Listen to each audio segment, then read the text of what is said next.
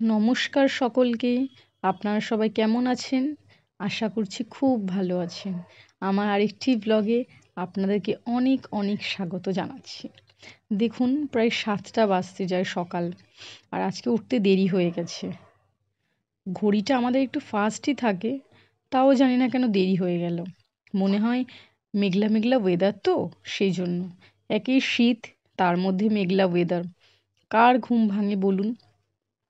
অ্যালার্মটা হয়তো বেজেছিল, মনে হয় বন্ধ করে দিয়ে আবার শুয়ে পড়েছিলাম, সেই জন্য। সকালে কড়া রোদ আর বিকেল থেকে বেশ ঠান্ডা থাকবে, তবেই কিন্তু শীতটা ভালো লাগে। কিন্তু এইরকম মেঘলা মেঘলা ওয়েদার আবার শীতকালে, সেটা কিন্তু ভালো লাগে না। তাই জন্য সব কিছু তো দেরিও হয়ে যায়। একেই শীতকাল, খুব লেজি লেজি লাগে। কিন্তু তা বললে তো হবে না, অফিস যেতে হবে। তাই সকালবেলা থেকেই তোড়জোড় শুরু হয়ে গেল। ব্রাশ করে, চা খেয়ে, স্নান করে, তারপর একটু কিছু ব্রেকফাস্ট করে বেরিয়ে পড়েছি অফিসের দিকে। অফিসে যাওয়ার যা তাড়া থাকে, যারা জব করেন তারা তো জানেন ট্রামে, বাসে, মেট্রোতে চড়ে কিভাবে যেতে হয়। তাছাড়া একটা কাজের চাপ থাকে, যাবার তাড়া থাকে, সব মিলে প্রচণ্ডই তাড়া থাকে সকালবেলা। তারপর সারা দিনটা ওখানেই কেটে যায়, সকাল থেকে সন্ধে পর্যন্ত।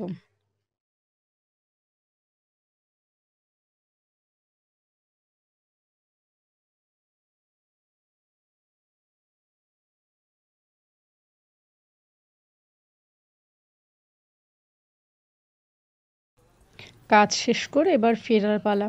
এবার ফিরছি বাড়ির দিকে। বাড়িতে গিয়ে নানান কাজ, তারপর পরের দিন সকালে অফিসে কি নিয়ে যাব, কি পরে যাব, সেগুলো সব রেডি করে রাখা। এইসব নিয়ে সন্ধেবেলাটা কেটে যায়। এসবের মাঝেও কিন্তু যদি ভিডিও না করি না, যদি আপনাদের সাথে ব্লগ না শেয়ার করি, দেন একটুও ভালো লাগে না। এই জিনিসটাকে আমি ভীষণভাবে মিস করি, যেদিন দিতে পারি না, যে একটা কোনো কিছু মিস করলাম। অন্য কাজের মধ্যে আমি এতটা বেশি মিস করি না, কিন্তু এই ব্লগ করাটাকে আমি খুব মিস করি যদি আমি না করতে পারি। সেটা না আপনাদের। অফিস থেকে বাড়ি আসার পথে ভাবছিলাম বিশেষ কিছু আর খাবো না, বাড়িতে একেবারে গিয়ে রাতের খাবার খেয়ে নেব। কিন্তু এসে দেখলাম ফুচকা এনেছে, তাই আর না খেয়ে থাকতে পারলাম না। ফুচকা তো আমাদের সবার প্রিয়, তাই না? আর বিশেষ করে টক জলটা আমার ভীষণভাবেই প্রিয়। কিন্তু যে দোকান থেকে ফুচকা আনা হয় সে দোকান থেকেই আনা হয়েছে। জানি না কেন আজকে আলু মাখাটা আমার ঠিক পছন্দ হয়নি। ওই দোকানে ফুচকা খুব ভালো বানায় জানেন, কিন্তু আলু মাখাটা ভালো লাগেনি বলে মাত্র 3টে খেয়েছি আমি। টক জলটাই অনেকটা পরিমাণে খেয়ে নিয়েছি, ওটাই আমার ভীষণ ভালো লাগে। আর বিশেষ কিছু খাইনি। সন্ধেবেলা তো ফুচকা খেয়ে নিলাম, এবার কিছু তো রান্না করতে হবে রাতের জন্য, সাথে সাথে সকালে নিয়ে যেতে হবে অফিসে, তার জন্য সকালের ব্রেকফাস্ট তো কিছুটা এগিয়ে রাখার জন্য রাতে আর কি সব করে রাখা হয়, যতটা সম্ভব আর কি করে রাখা যায়। তো সেই জন্য ঠিক করা হলো যে ফুলকপি দিয়ে চিংড়ি মাছের তরকারি হবে, সাথে একটু চাও করা হচ্ছে। বাইরের চা খেতে খুব ভালো লাগে না, তাই একটু র চা খেলে বেশ ভালোই লাগে, সেই জন্য। তো চিংড়ি মাছটায় হলুদ নুন দিয়ে ভালো করে মাখিয়ে নেওয়া হয়েছে। আর আমরা তো বেশি শিলে বাটাই খাই, তো জিরে আদা বেটে নেওয়া হয়েছে। সকালে কিছুটা ভাত ছিল, তাই আর ভাত করতে হয়নি, সেটাই গরম করে নেওয়া হবে।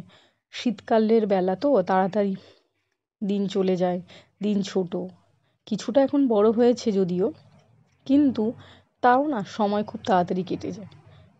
তাই সকালবেলা যাতে দেরি না হয়ে যায় সব কাজে, সেই জন্য রাতে বেশ কিছুটা এগিয়ে রাখা হয়, যতটা সম্ভব করে রাখা যায়। তো সেই জন্য আলু ভেজে নেওয়া হয়েছে, তারপর চিংড়িটাও বেশ হালকা করে ভেজে নেওয়া হয়েছে।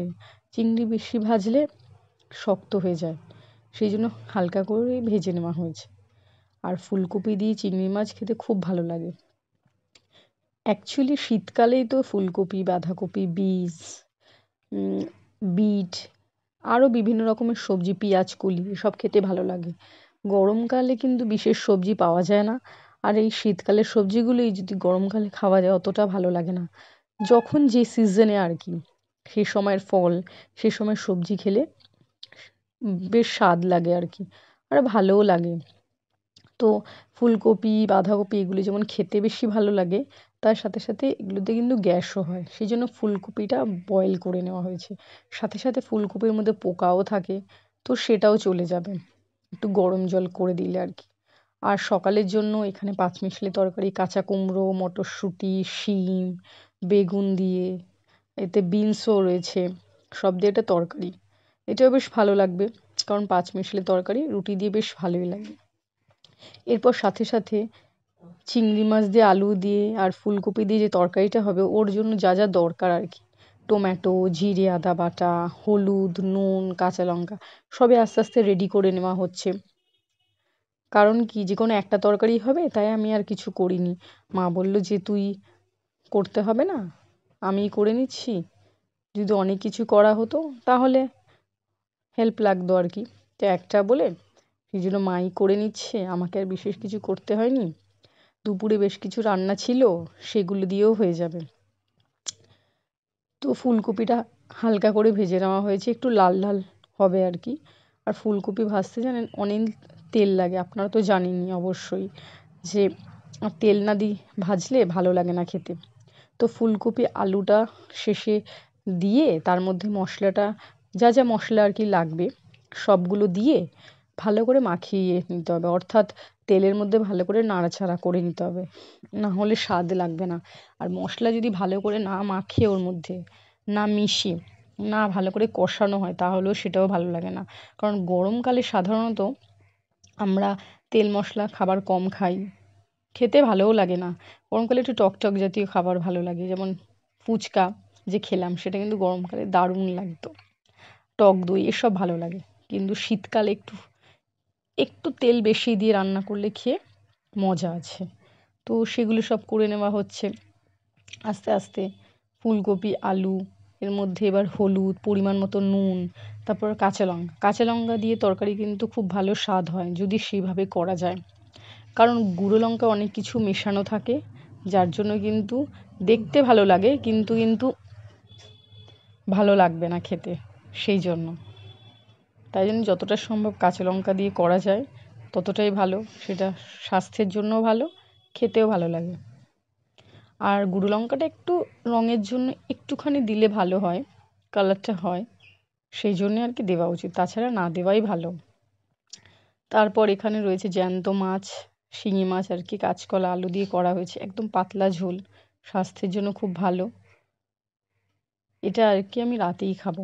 ফুলকপি চিংড়িটা হয়তো খাবো না রাতে, সেটা দিনের বেলা খাবো, রাতের বেলা ওটা খাবো। তো এর মধ্যে কিছুটা জল দিয়ে দেওয়া হয়েছে যাতে সেদ্ধ হয়ে যায় আলুটা, খুব ভালোভাবে তো সেদ্ধ হয়ে যায়, তার জন্য নুনটা ভালো করে দেখে জল দিয়ে ঢেকে দেওয়া হয়েছে। এবার অপেক্ষা কখন হবে। খুব বেশি দেরি না করে বসে পড়েছি রাতের খাবার খেতে। অল্প একটু ভাত, সবজি একটা দুপুরে রান্না হয়েছিল, আর জ্যান্ত মাছের যে তরকারি সেটা দিয়েই খাবো, বিশেষ কিছু খাবো না আর। আজকের ভিডিওটা এই পর্যন্তই। পুরো ভিডিওটা আপনাদের কেমন লাগলো অবশ্যই কিন্তু কমেন্ট করে জানাবেন। আর আপনারা সবাই কিন্তু সুস্থ থাকবেন, ভালো থাকবেন, সচেতন থাকবেন। দেখা হবে পরের একটি ব্লগে।